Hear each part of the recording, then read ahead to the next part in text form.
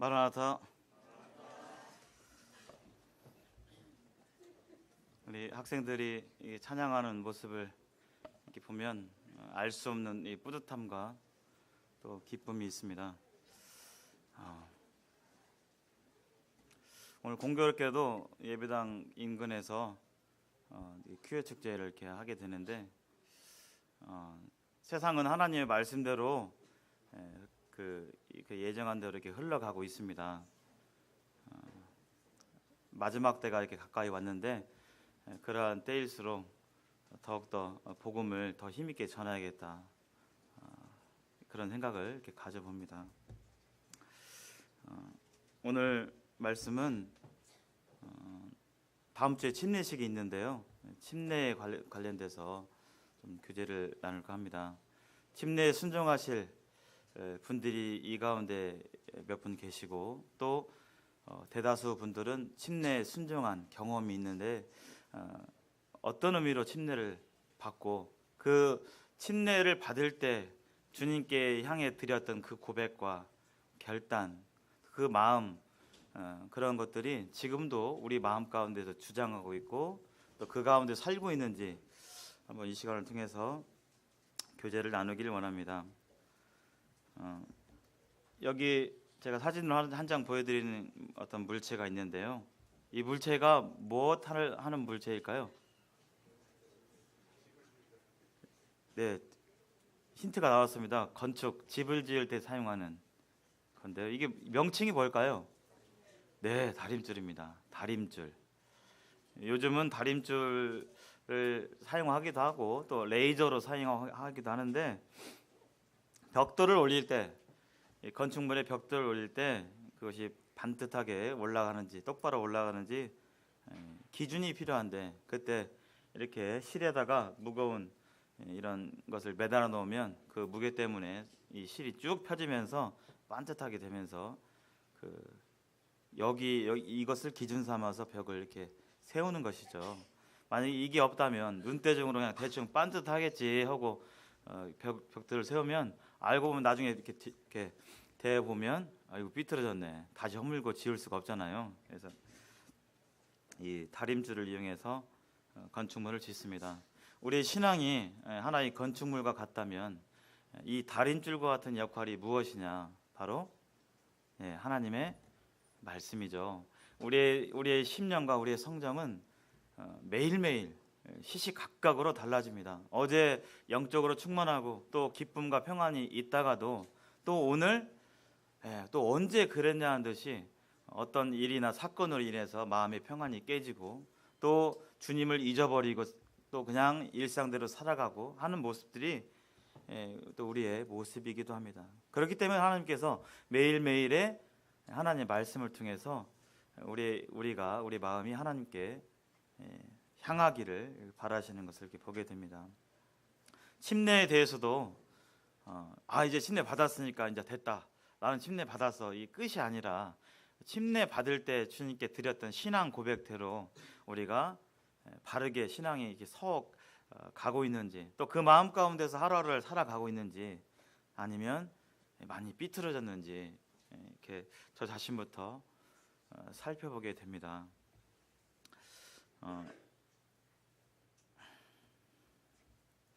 교회에 두 가지 예식이 있습니다. 예식이 많은 것 같은데, 어떤 교단의 교회에서는 어떤 그런 행사가 많아요. 뭐 맥주절 무슨, 저도 이제 그걸 이렇게 경험한 바가 있기 때문에 수십 가지가 있습니다.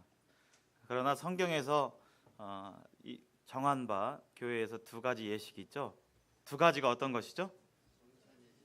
네, 하나는 주의 만찬이 있고요, 또 하나는 침례가 있습니다. 주의 만찬과 주의 침례가 있는데, 이 두 가지 예식이 하나님께서 교회에게 주신 두 가지 예식인데요, 이것의 기준이 있죠. 이 주의 만찬과 주의 침례는 교회의 예식인데, 무엇에 근거해서 두 가지 예식이라고 말할 수 있을까요? 첫째, 누가 말씀하셨어요? 예수님께서 주의 만찬에 대해서 친히 말씀해 주셨어요. 이 떡과 잔을 통해서 나를 기념하라고 예수님께서 직접 명령을 해주시고 만드셨습니다. 침례에 대해서도 말씀해 주셨죠. 어디 나오죠? 침례를 줘라. 마태복음 28장 이하에 나오죠. 18장 이하에 18절 이하에 나옵니다. 예수님께 친히 침례를 주라고 이렇게 말씀해 주셨어요. 그래서 이 두 가지 예식은 교회에 주신 두 가지 예식인데 예수님께 친히 말씀하셨고 뿐만 아니라 이 두 가지 예식이 초대교회 때 실행이 되어졌습니다. 사도들에 의해서 초대교회에서 실행이 되어졌어요. 또한 성경에서 이 하나님의 말씀 가운데서 이 주의 만찬과 침례에 대해서 친히 하나님의 말씀을 통해서 가르쳐지고 있습니다. 교훈하고 있어요. 그래서 이 세 가지 근거에 의해서 신약 교회의 두 가지 예식, 주의 반찬과 침례 매우 중요한 하나님께 주신 그러한 예식입니다. 왜 침례에 순종해야 할까요? 혹시 그 VIP 분들이나 이런 분들이 이제 예수님을 믿노라고 시인하게 될 때 아니 믿으면 됐지. 이제 믿으니까 천국 가면 되고 나 죄 없으면 됐지. 왜 침례를 받아야 할까? 왜 받아야 한다고 생각하십니까? 또 그렇게 말씀하세요?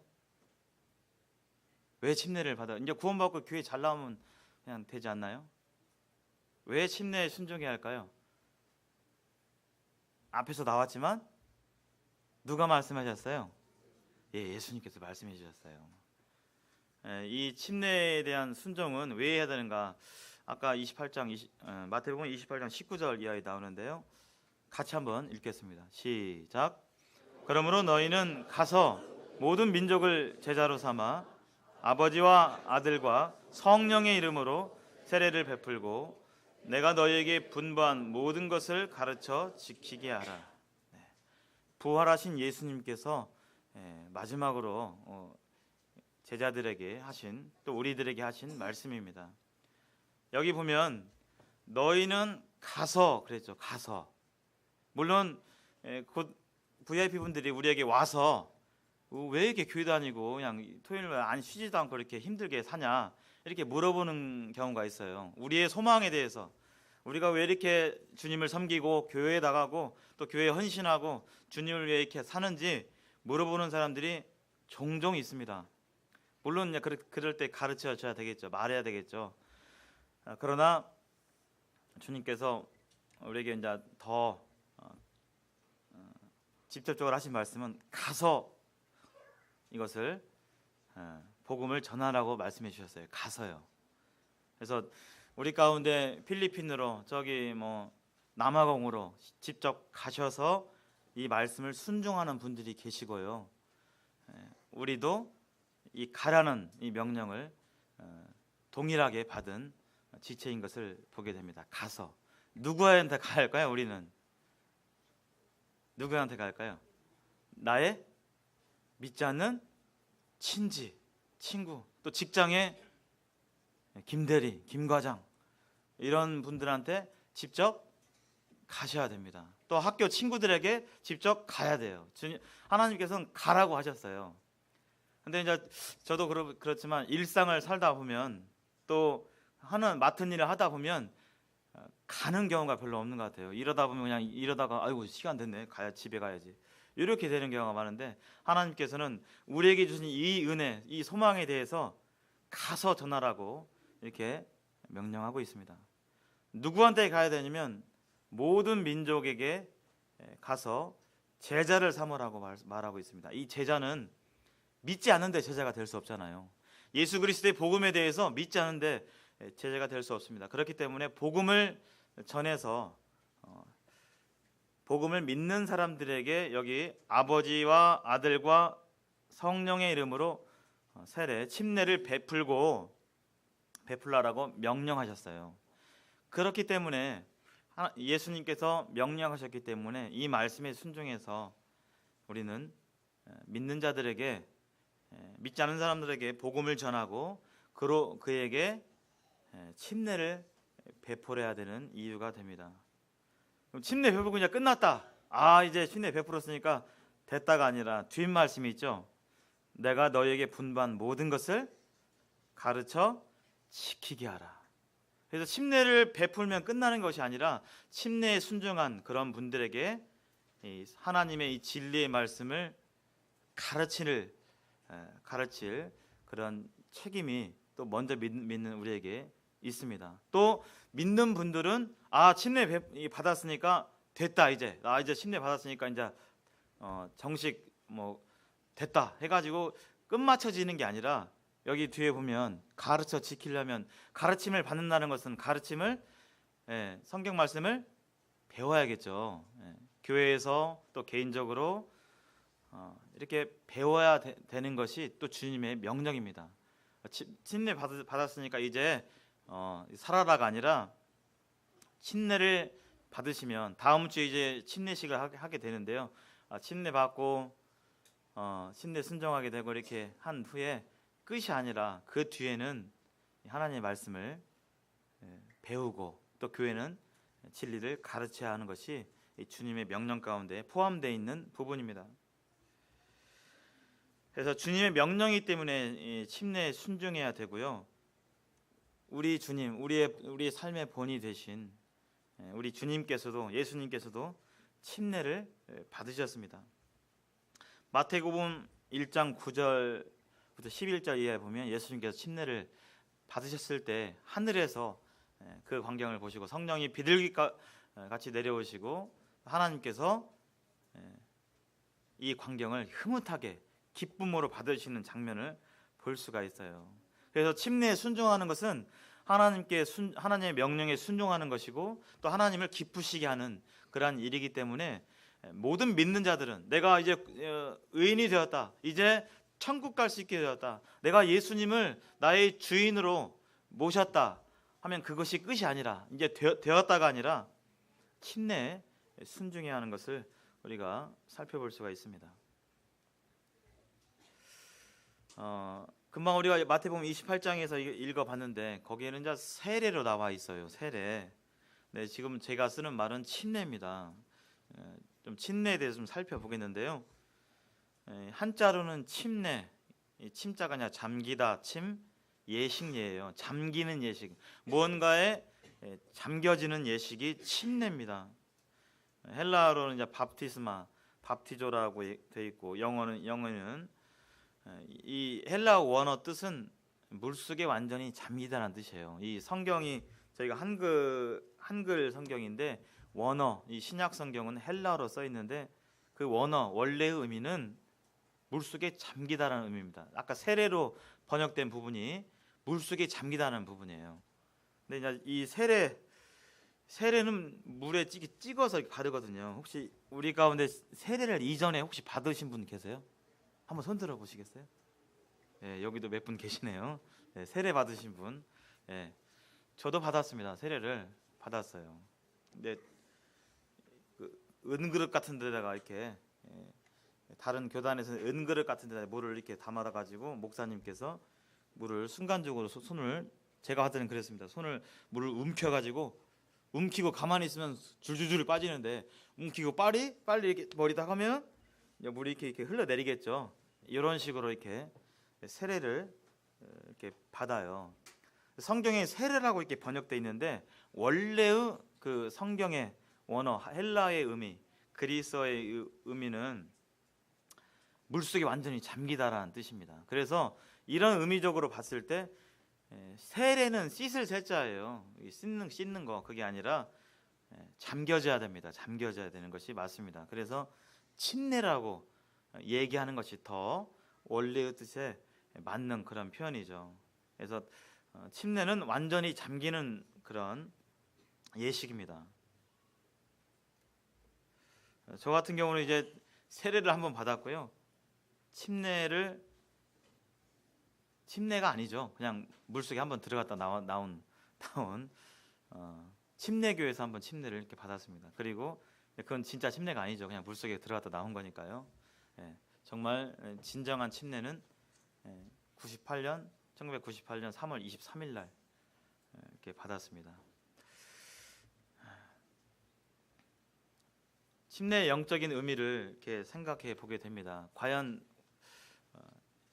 내가 이 침례 받을 때의 그런 영적인 그런 의미 가운데 순종하며 살고 있는지 다림줄을 이렇게 생각하시면서 받았으면 좋겠습니다. 침례는 한번 이 부분만 같이 읽어보겠습니다. 시작. 첫 순종의 표현이다. 침례는 첫 순종의 표현입니다. 첫 번째 순종이 있다면 그 다음 순종이 있겠죠. 한 번 순종하고 끝나는 게 아니라 예수 그리스도를 믿는다는 것은 단순하게 믿다, 죄사함 받았다 이것을 믿는 것이 아니라 예수님을 나의 구주로, 주인으로, 나의 주인으로 모시고 섬기는 것을 의미합니다. 예수님이 주인이라면 나는 종이고 또 예수님의 명령에 따라야 될 그런 사람이죠. 그것을 고백하고 인정하게 될 때, 거기에 굴복하게 될 때 우리는 그런 마음을 좀 구원에 합당한 마음이라고 이렇게 말하고 있는데요. 침례는 그런 순종의 표현이에요. 예식이기 때문에 보여지는 예식이잖아요. 금방 전에도 우리는 떡과 잔을 실제로 보면서 하나님께 감사를 드렸습니다. 침례도 보여지는 예식인데요. 이 예식을 통해서 그 순종, 마음에 있는 순종을 표현하는 것입니다. 첫 번째 순종.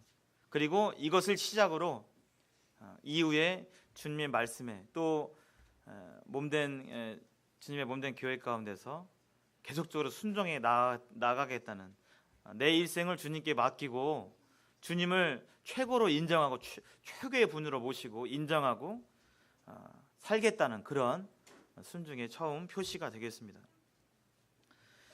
그래서 내 주장, 이전까지 구원받기 전에 내 주장, 내 의견, 내 스타일, 내 생각 이런 것들이 중요한 게 아니라 그것보다는 주님의 생각, 주님의 계획, 주님의 뜻이 더 중요하고, 그것이 맞다면 주님께 굴복하고 순종하고 또 자발적으로 순종하는 그것이 바로 신앙의 모습이겠죠. 그래서 구원받는 것은 복음을 들을 때 개인적으로 받지만 침례는 하나의 이게 표시입니다. 이 공개적인 장소에서 이렇게 침례를 받음으로 인해서 내 일생토록 나 사는 동안 끊임없이 구주를 찬송하며 산다고 찬송 드렸잖아요. 그러한 그 고백을 실제로 표현하는 것이죠. 그래서 우리가 이렇게 지금도 이렇게 살아가게 되는데 무엇을 위해 살아가는지, 나는 무엇을 위해 살아가는지, 직장에 나가는데 나는 무엇을 위해 직장에서 일하는지, 가정생활 하는데 또 사회생활 하는데 나는 무엇을 위해서, 누구를 위해서 나는 살아가는지 날마다 되뇌어보고 그 무엇이 바로 우리 주 예수 그리스도가 아니라면 하나님께 이 침례 때 드렸던 그 고백하고는 좀 다르게 사는 것이겠죠. 내가 돈 버는 이유, 또 내가 무언가를 공부하는 이유, 사람들을 사귀는 이유, 이 모든 것들이 주님을 위해서 해야 됨을 우리는 교훈받게 되고, 침례가 바로 그러한 고백의 첫 스타트입니다. 또 하나, 침례는 고백과 선포예요. 같이 읽어보겠습니다. 시작. 침례는 고백과 선포이다. 누구한테 고백하고 누구한테 선포하느냐? 첫째는요, 사탄 마귀와 또 세상에게 선포하는 거예요. 이전에 내 마음대로 살았던, 내가 계획하고 내 생각대로 살았던 나는 없어졌고, 이제 예수님만 옷 입고 사는, 예수님의 옷으로, 거룩한 옷으로 덧입혀 사는 그러한 삶을 살겠다라고 하는 그러한 이 고백을 사탄 마귀에게 하는 것이죠. 공중 권세 잡은 자, 이 마귀는 지금도 우리 공중 가운데서 삼킬 자를 찾고 꿰일 자를 찾고 이러고 있는데, 이 사탄 마귀에게 나는 더 이상 내 마음대로 죄 가운데 살았던 그 사람이 아니라 예수님을 주님으로 모시고 예수님의 영광을 위해서 살겠다라고 하는 그런 선포를 원수 마귀에게 하는 그러한 공적인 고백이 되겠습니다.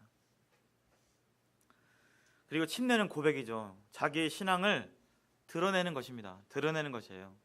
그래서 하나님께 그런 고백을 실제적으로 올리고, 또 천사들이 우리 보고 있잖아요. 우리 자매님들 너울 쓰고 있는데 지금도 천사들이 이러한 것들을 보고 하나님의 자녀들이 어떻게 하나님의 교회에서 질서에 순종하고 하나님의 질서에 순종하는지 천사들이 지금도 내려보고 있고 보고 있는데, 그 천사들에게 또 침례받을 때 먼저 구원받고 침례받은 성도님들 앞에서 또 이번에 옥상에서 하게 되면 이렇게 하나님을 믿지 않는 분들이 많이 참석은 하지 않을 것 같아요. 근데 예전에 이제 그 냇가나 막 그런 개울가에서 하면 막 거기 텐트 치고 놀았던 분들이 이제 저 사람들이 저 뭐하지 이렇게 보고 있잖아요. 호기심 어린 눈으로 이렇게 보고 있어요. 그래서 그런 사람들 앞에서 침례를 통해서 예수님의 뜻대로 살겠습니다. 예수님이 나의 주인이십니다. 예수님 말씀대로 살겠습니다. 내 뜻이 아니라, 그러한 고백을 공적으로 드리는 그런 시간이 바로 침례 시간입니다. 내 인생의 주인이 이제 내가 아니라 예수님이 되었다라고 고백하는 것이죠. 나 중심에서 하나님 중심으로. 우리가 이것을 잊게 될 때, 우리는 잊게 될 때, 잊기가 쉬운 것 같습니다. 잊게 될 때 참 하나님께 기쁨이 되지 못한 그런 삶을 살 수 있습니다. 그래서 나중에 이제 더 보겠지만, 이제 물에 잠기죠. 물에 잠길 때 그리스도와 함께 나는 죽어버린 거예요. 이전에 내 마음대로 살고 내가 주인이 되었던 그 나는 없어지는 거죠. 죽어서 장사되는 것이죠. 그래서 이따 로마서 6장을 이렇게 보겠는데요, 죽어 없어지는 겁니다. 이전에 구원받기 나는 이제 죽어서 세상에 없는 거예요. 근데 우리 의식과 생각은 그냥 연속적으로 있으니까 안 죽은 것 같고 그냥 그대로 있는 것 같고, 하지만 하나님 나라에서, 하나님 세계에서 하나님이 인정하시는 바는 그 이전에 내 마음대로 살았던 나 누구는 죽어 없어졌어요. 이 세상이 존재하지 않습니다. 그리고 물에 올라오게 될 때 예수님과 함께 부활하게 된 것이죠. 그래서 여기 침례의 영적인 의미를 보게 될 때 고백과 선포예요. 그래서 침례는 그렇게 공적으로 드러내는 것입니다. 우리 성도님들께서는 매일매일 내가 예수님, 내 인생의 주인이 예수님인 것을 드러내시는가요? 혹시요? 일부러? 아니면 조금 부끄럽다, 좀 그렇다 하시는가요? 할 수만 있다면 우리는 분명하게 드러내는 것이 좋습니다. 학생들도 학교에서 드러내는 것이 좋고요. 그렇게 하시는 것이 주님께 합당하고요. 직장에서 그렇게 얘기하시는 게 좋아요.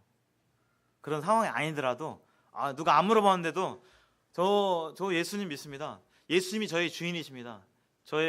예수님이 나의 구원자 되십니다. 이런 것을 물어보지 않아도, 물어보면 그냥 얘기하고, 이게 아니라 할 수만 있다면 자주, 기회가 된다면 자주 이렇게 얘기하시길 바랍니다. 가끔 직장에서나 학교에서나 어떤 마이크나 앞에 나와서 얘기할 기회가 있을 수 있어요. 회식 자리라든지 이런 때 기회가 되죠. 그런 때 그런 것들을 내가 믿는 바, 나의 믿음에 대해서 공적으로 이렇게 얘기하시는 것이 하나님께 영광이 됩니다. 여기 대학생 우리 형제자매들 많이 계시는데요. 대학교 때 그 대면식을 해요. 대면식 혹시 기억하세요? 대면식. 학기 초에 개강을 하게 되면 3월 달에 신입생들이 1학년들이 들어오잖아요. 그러면 이제 선배들은 1학년 누가 들어왔냐 이렇게 보면서 학년과 학년이 만나요. 그 1학년은 1학년하고 4학년, 1학년하고 3학년, 1학년하고 2학년 이렇게 학년으로 만나는데, 그때 자기소개를 하기도 하고 그럽니다. 지금은 어떤지 모르겠습니다. 제가 이제 교대 다닐 때 잔디밭에서 둥근 이렇게 서서 얘기를 하는데 저마다 막 자기소개를 하는 거예요. 돌아가면서 굉장히 막 재기발랄하게, 막 기발하게, 뭐 어쩌고 저쩌고 하면서 막 웃기면서 자기소개도 하고 하는데, 그런 분위기 속에서 갑자기 제가 안녕하십니까, 저는 예수님을 믿는 하나님의 자녀 한동화입니다 라고 하면 분위기가 그럴 수 있죠. 근데 그런 거 상관없이 그렇게 했던 기억이 나요. 근데 했는데 뭐 그닥 뭐 분위기 뭐 깨는 이런 것은 아니었고, 근데 그렇게 하게 될 때 떨림이 있었지만 마음 가운데 뭐가 있을까요? 기쁨이 있어요. 그리고 세상 사람들이 저 사람은 예수님 믿는 애구나 라고 분명히 알게 되는 것이죠. 물론 그때 그냥 곡 안 하고 저는 뭐 전주에 살고 뭐 몇 살입니다 하고 넘어갈 수 있어요. 그러나 할 수 있다면 더 기회를 삼아서 더 열심으로 내가 누구인지, 나의 정체가 무엇인지, 나는 뭐 40대 누구고 30대 누구고 이게 아니라 나를 대변하는, 나를 나타내는 말이, 가장 대표적인 말이 무엇인지 얘기하면 좋겠습니다. 우리에게서 우리의 전부, 우리의 가장 귀한 분은 바로 예수님이시잖아요. 그 예수님을 빼고 소개하는 것은 별로 이렇게 합당치 않을 것 같습니다. 그래서 기회가 되는 대로 나의 믿음에 대해서 분명하게 나는 예수님 거야 라고 분명하게 얘기하는 것이 하나님께 영광이 됩니다. 같이 한번 읽어보겠습니다. 시작. 침례는 그리스도와의 연합이다. 그 좋으신 예수님께서 참 흠 많고 죄 많고 실수가 많고 그렇잖아요. 우리 예수님 믿고 난 뒤에도 얼마나 흠이 많고 실수가 많고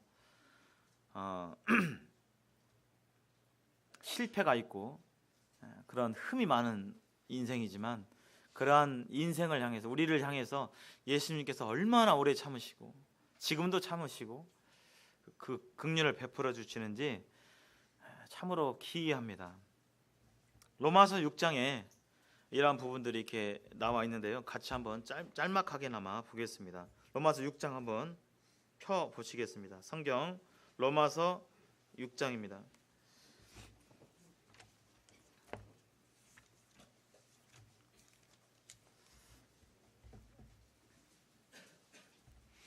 로마서 6장 3절부터 살펴보겠습니다. 로마서 6장 3절 이하 신약성경 246쪽입니다. 제가 한번 읽겠습니다. 무릇 그리스도 예수와 합하여 세례를 받은 우리는 그의 죽으심과 함께 세례를 받은 줄을 알지 못하느냐. 여기 세례로 써 있는데 원어적인 의미는 침례가 맞다고 되어 있습니다. 이후부터는 침례를 읽겠습니다.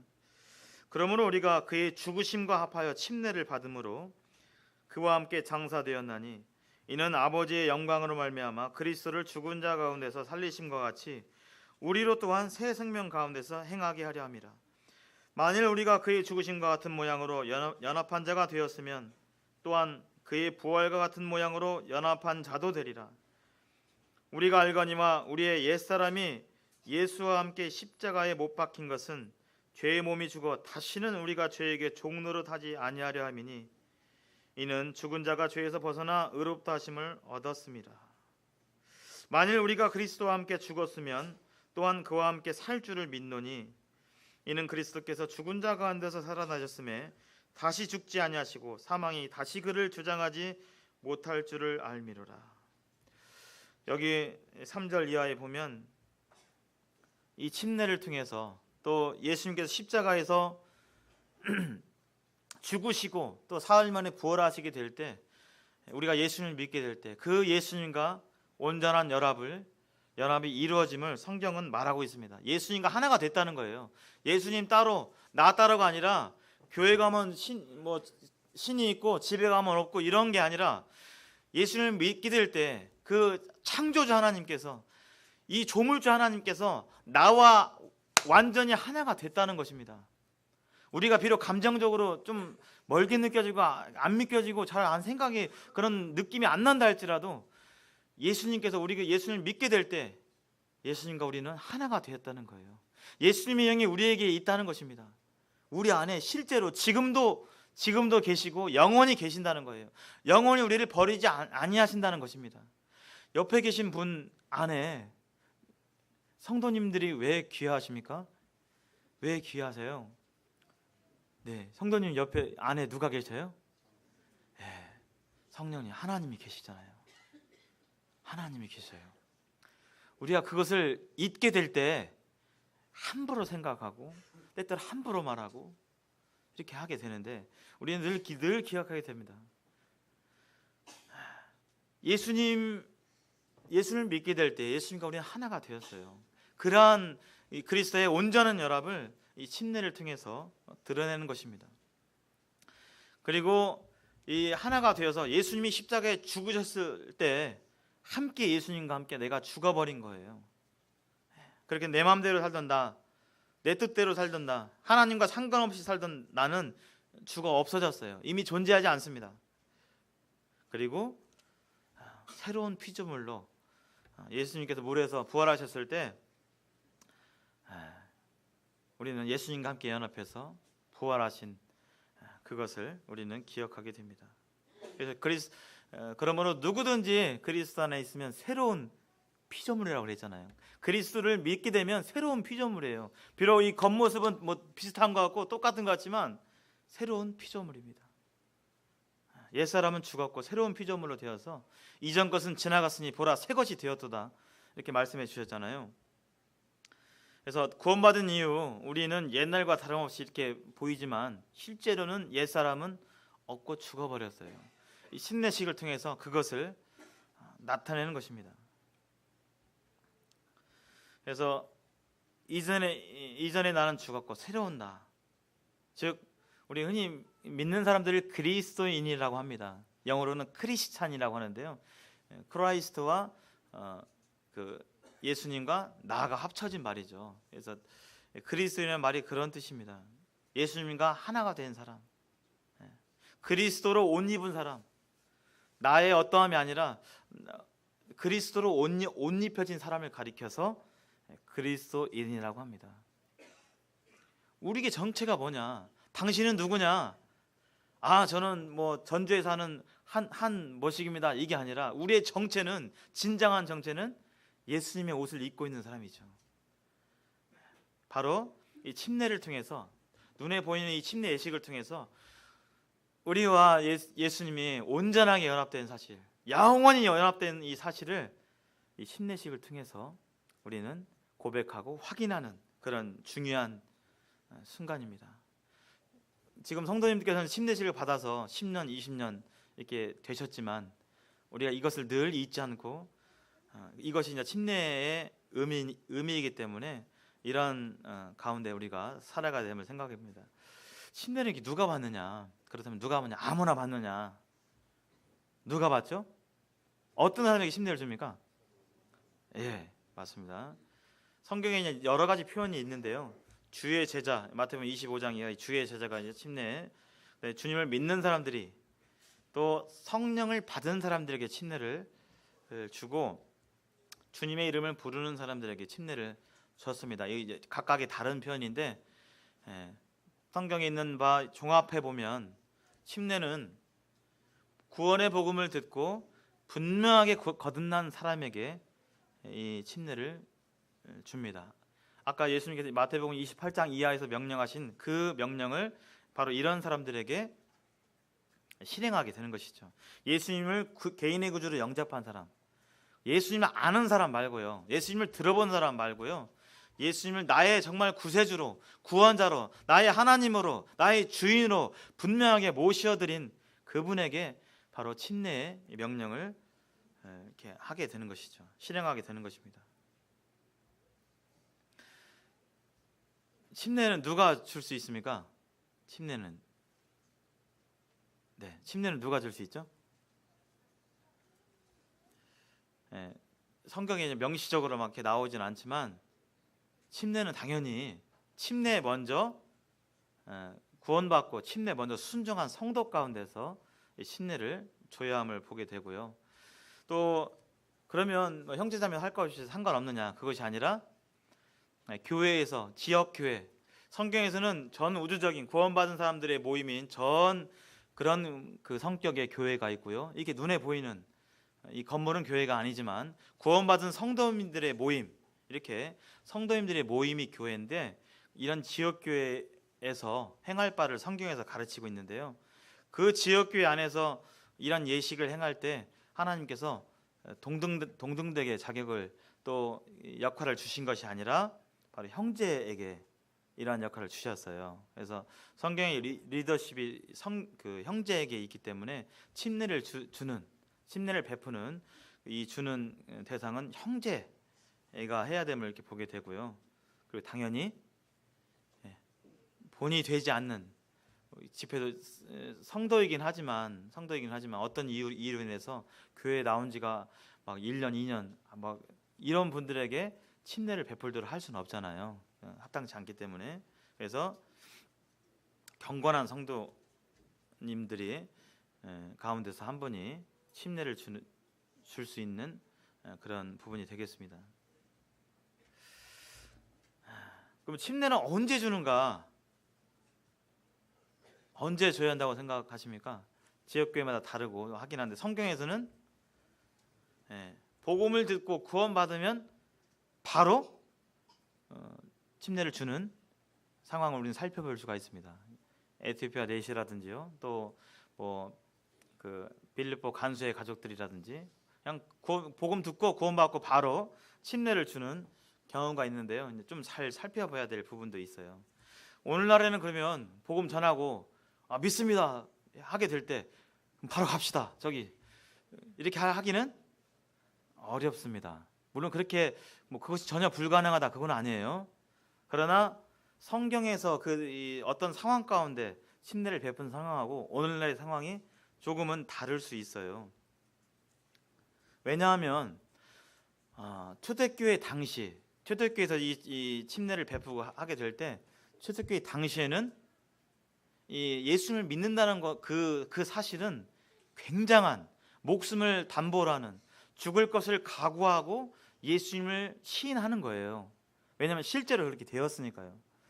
유대인 사회에서 예수님은 그냥 사람의 아들로 왔지 무슨 하나님이야 이렇게 믿는 사람들인데 선지자인데 예수님을 하나님으로 모시게 되면 유대인 사회에서는 그가 거의 매장당하고 재생활을 할 수가 없는 그냥 정말 먹고 살기 힘든 어려운 죽을 수 있는 그러한 상황이었어요. 그 가운데의 고백이었어요.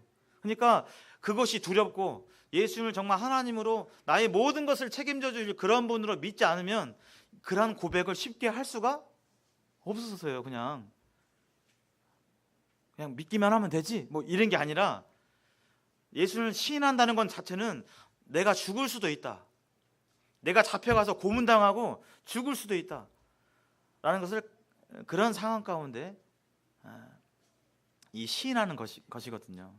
또 당시 로마 제국 하에서 로마 황제가 신이고 곧 신이고 로마 황제에게 절하고 로마 황제가 이렇게 신인데 예수님을 신이라고 얘기하고 하게 될 때 그는 로마 제국의 그러한 법에 따라서 십자가형에 처해지고 끔찍한 순교를 당할 수 있는데 그런 상황 가운데서 예수님을 시인하는 거하고 오늘날은 이제 핍박이 좀 없잖아요. 예수님 믿는다고 해서 누가 잡아다가 고문하고 순교하고 적어도 우리나라에서는 그러한 상황이 없는데 그러한 거하고 좀 다를 수 있어요. 그 어떤 고백의 어떤 진실성이. 그래서 고백했다고 해서 곧바로 그냥 하기는 좀 어렵습니다. 그래서 좀 살펴보고 시간을 두고 살펴보고 그 진위 여부를 기도 가운데서 분별해보고 이렇게 하는 것이죠. 그런 차이가 초대교회 당시하고 오늘날하고 좀 차이가 있는 것을 보게 됩니다. 그래서 그냥 이 말씀대로 그냥 누가 저 믿어요? 그럼 침례 받아야지 하게 될 때 나중에 갔더니 아니게 되는 침례까지 다 받았는데 예수님도 그냥 그때는 믿는다고 생각했는데요. 지금은 좀 아닌 것 같아요. 이렇게 해버리면 정말 하나님 교회에서 덕이 안 되는 그런 부분이 있죠. 그래서 침례를 무질서하게 남발해서는 안 되기 때문에 오늘날에는 이런 분별 과정을 통해서 실제적으로 이렇게 실행해 나가고 있습니다. 침례를 분별하게 될 때 어떤 분이 침례를 받게 되느냐? 침례 받는 사람이 자기 또한 침례 받는데 거리낌이 없어야 됩니다. 예수님을 살고자 하는 그런 마음이 없어요. 별로 그냥 복음은 들었는데 그냥 여전히 내 마음대로 살고 싶어요. 내 뜻대로 살고 싶고 그냥 그런 마음이 많아요. 그러면 이런 분들에게는 좀 어렵잖아요. 그런 부분들이. 그래서 여기 보면 에티오피아 내시에게 이제 관련된 말씀인데요. 내시가 말하되 보라 물이 있으니 내가 침례를 받음에 무슨 거리낌이 있느냐. 침례 받은 사람에게도 개인적으로 스스로 거리낌이 없어야 됩니다. 또한 침례 주는 자도 거리낌이 없어야 됩니다. 이 사도행전 10장 이하에 나오는데요. 베드로가 이렇게 복음을 전했는데 분명하게 구원 받았어요.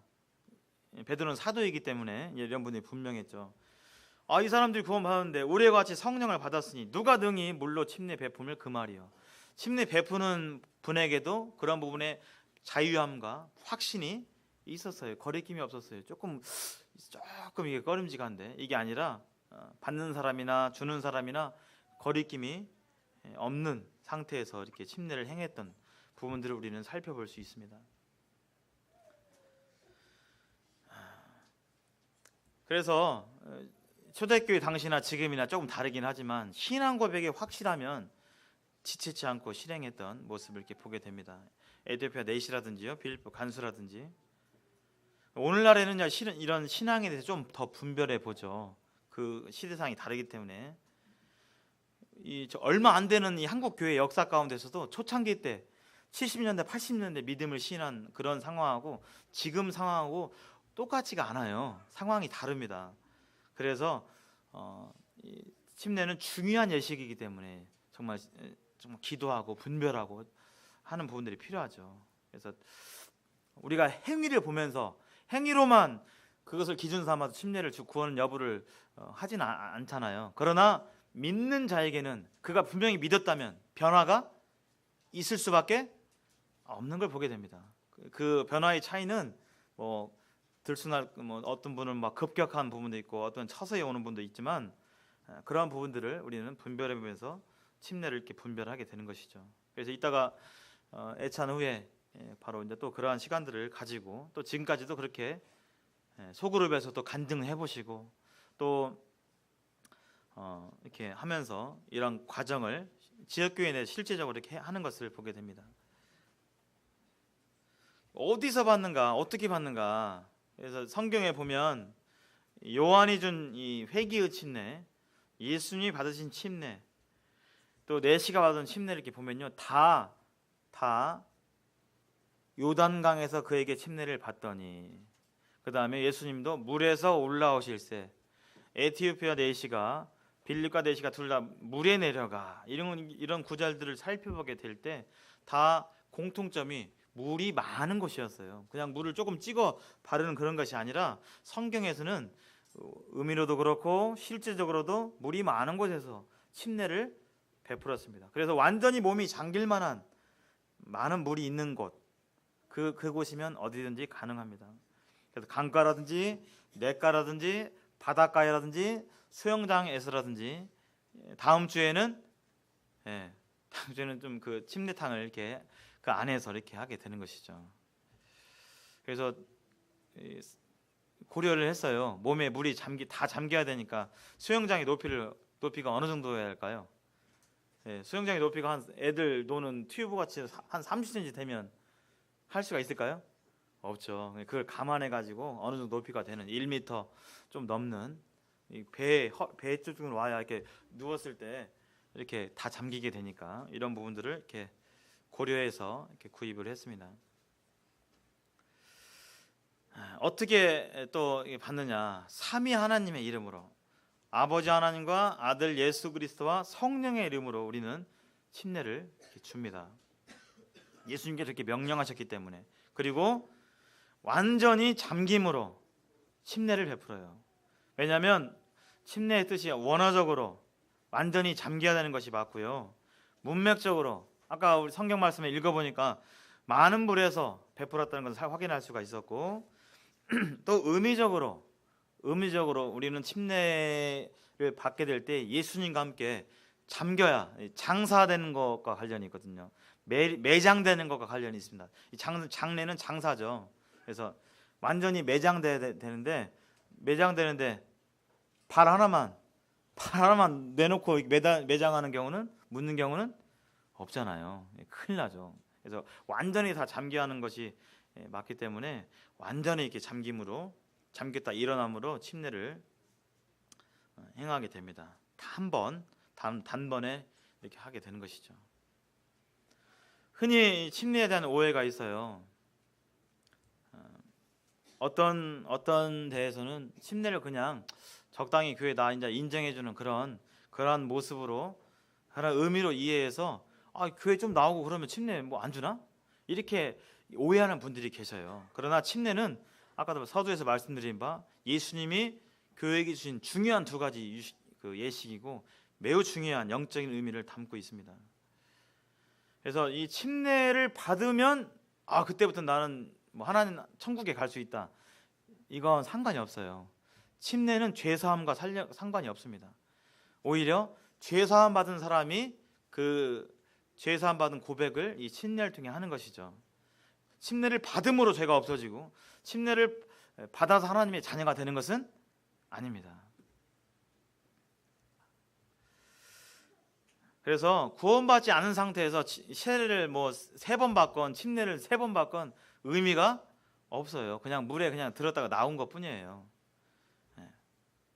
구원받고 정말 그런 믿음의 고백으로 침례를 이렇게 받으셔야 진정한 그 침례가 되겠죠. 또 어떤 사람들은 유아세례, 뭐 모태신앙 이렇게 얘기를 하는데 성경에 이제 근거가 없습니다. 유아세례.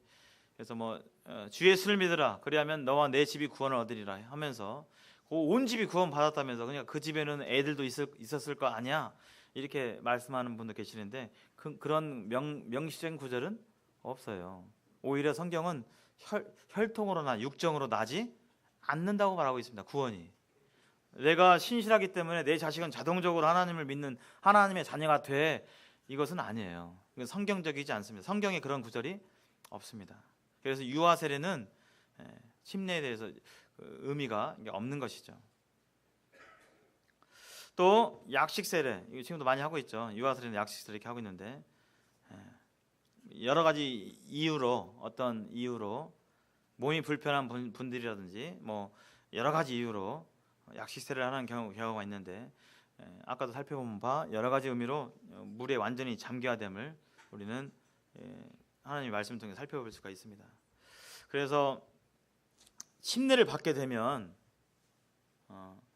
지금 침례 과정이 그렇잖아요. 그래서 구원 간증을 아마 몇 번 하셨을 거예요. 지금 적게는 2번, 많게는 3, 4번 이렇게 구원 간증을 하는데 구원 간증을 하면서 내가 뭘 믿고 있는지 확인이 돼요. 스스로도 뭘 안 믿고 있는지도 스스로도 확인이 되고 그래서 이 교회의 검증과 분별을 통해서 이루어지기 때문에 이 침례를 받고 나게 되면 그 믿음이 더욱 견고해지고 더불어서 지역교회 이 교회의 영접을 받게 됩니다.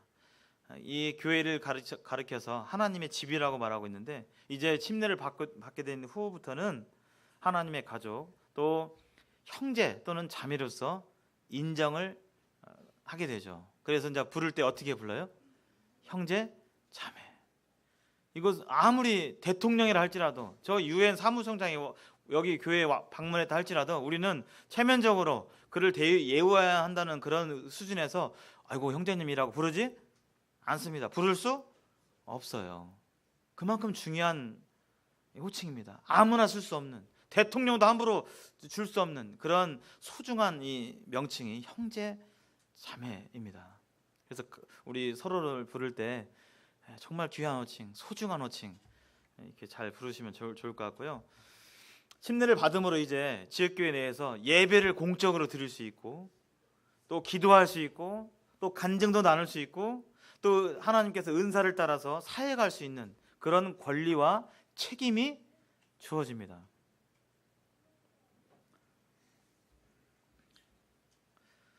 그래서 침례 받은 이후에는 이제 뭘 해야 되냐? 당연한 것입니다. 또 권하고 싶고요.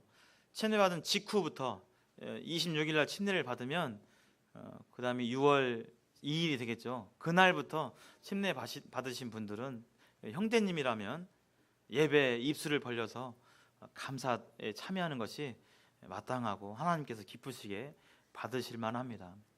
그때 하게 되면 이후로 계속 예배를 드리게 되는 어떤 그런 발판이 마련되게 돼요. 근데 어떤 이유로 인해서 침례받은 이후에 이것을 안 드리게 되면 입술을 열어서 그 감사 드리기가 더 어려워지는 것을 이렇게 우리가 보게 됩니다. 그래서 당연한 것이죠. 바로 예배를 받으시려고 우리를 구원해 주셨는데 침례받고 나서 구원받고 나서 예배를 안 드리게 되면 그것은 하나님께 정말 영광이 되지 못하게 되죠. 그래서 우리의 자신을 의지하지 않고 예수님을 바라보고 예배 침례 이후에는 예배에 참여해야 됩니다.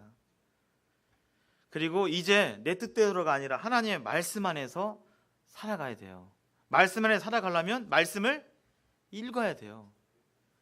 안 읽으면 침례 받았다 할지라도 안 읽으면 우리 안에 있는 이 육신의 이 조장으로 인해서 우리는 우리에게 주어진 그 은혜를 누리지 못하고 살게 되는 그러한 경우가 상당 부분 많이 있습니다. 그래서 말씀을 읽으셔야 돼요. 침례 이후에는 이제 되었다가 아니라 나 침례 받아서 내가 형제 자매가 되었다가 아니라 말씀을 읽고 배우고 마태복음 28장 말씀에 아까 그랬잖아요. 내가 분부한 모든 것을 가르쳐 지키게 하라고 했잖아요. 그러려면 말씀을 배우시고 하셔야 돼요.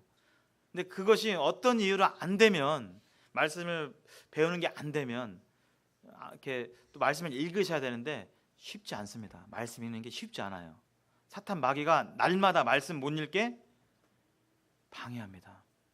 우리 형제님들 오늘 말씀 읽으셨나요? 오늘의 말씀 쉽지 않아요. 사탄 마귀가 말씀 읽으면요 우리 안에 말씀으로 말미암아 기쁨과 평안이 있거든요. 말씀 가운데 하나님을 만남으로 인해서 우리 마음 가운데 뭐가 잘 돼서 기쁜 게 아니라 하나님으로 인해서 감사와 평안이 있거든요. 그러면 그것이 힘이 돼서 주님을 섬기고 싶고 주님을 찬송하고 싶고 주님께 예배하고 싶고 성도들을 섬기고 싶고 그런 마음들이 내 안에서 흘러나가게 되는데 말씀 안 읽잖아요. 그럴 힘이 없어요. 그런 마음이 생기지 않습니다. 약합니다. 그래서 말씀 안에 살아갈 것을 성경은 말하고 있습니다. 갓난아이 같이 신령하고 순전한 젖을 사모하라고 했잖아요. 그리고 그 중요한 방법 중에 하나가 집회에 참석하시는 거예요. 우리가 집회에 나오게 되면 하나님의 말씀이 전파되어지고 또 기도하게 되고 성도님들을 만나게 되고 또 만남 가운데서 주님의 은혜 나누기도 하고 성경 모르는 거 물어보기도 하고 또 성도들을 돌아보기도 하고 이런 여러 가지 것들을 이루어집니다. 근데 이제 침례 받은 이후에 지금 수요일 날 모이고 금요일 날 이렇게 모이게 되는데 일요일만 이렇게 나오게 되면 그 일주일이 상당히 멀어요. 심령이 냉랭해질 수 있어요. 그래서 집회에 참석함으로 인해서 그런 그 신앙을 계속적으로 이렇게 양육을 받게 되는 것이죠. 집회가 얼마나 소중한지 모릅니다. 저 같은 것도 그래요. 저도 그래요. 지금도요. 내가 수요일 날 잘 나왔다. 수요일 날 이 말씀을 통해서 내가 지금 마음 가운데 곤고하고 막 이랬는데 하나님께서 말씀을 주셔서 위로받고 하나님께서 격려해 주시고 이렇게 다루심을 받으면서 돌아가게 되는. 그래서 침례 받은 이후에는 끝난 게 아니라 이처럼 예배드리고 말씀을 읽어야 되고 배우고 집회에 참석해야 됩니다. 그래서 모이기를 피하는 어떤 사람들의 습관과 같이 하지 말고 오직 권하여 그날이 가까움을 볼수록 더욱 그리하자라고 말씀해 주고 있습니다. 마지막으로 이 말씀을 이렇게 보고 마치겠는데요. 같이 한번 읽어보겠습니다. 시작. 내가 그리스도와 함께 십자가에 못 박혔나니 그런즉 이제는 내가 사는 것이 아니요 오직 내 안에 그리스도께서 사시는 것이라. 이제 내가 육체 가운데 사는 것을 나를 사랑하사 나를 위하여 자기 자신을 버리신 하나님의 아들을 믿는 믿음 안에서 사는 것이라. 갈라디아서 2장 20절 말씀에서 동일하게 말하고 있습니다. 이제 내가 살아가는 것은 내일 또 우리에게 새로운 일상이 펼쳐지게 되는데요. 내가 그냥 살아가는 게 아니라 똑같은 일상이 아니라 내 안에 계신 그리스도께서 그분을 위해서 그분의 영광을 위해서 살아간다고 말하고 있습니다. 그게 바로 침례를 받을 때의 고백이고 우리가 믿는 자로서 일생도록 살아가면서 생각해야 될, 늘 되뇌어야 될 그런 고백인 것을 보게 됩니다. 우리는 여전히 흠이 많고 자주 잊어버리고 또 하나님의 은혜를 자주 잊어버리고 또 하나님을 주인으로 이렇게 실제적으로 입술은 고백하지만 그렇지 못한 경우가 많이 있는데요. 매일매일 우리가 그런 우리를 받으시고 그런 우리를 가르치시고 그런 우리를 바로잡아 주시고 그러한 우리 주님을 바라보면서 실패가 많지만 실수가 많지만 흠이 많지만 그 주님을 인자하신 주님을 긍휼이 풍성하신 주님을 의지하면서 우리가 그분을 위해서 그분의 영광을 위해서 우리 모두가 이렇게 힘있게 살아갔으면 좋겠습니다. 감사합니다.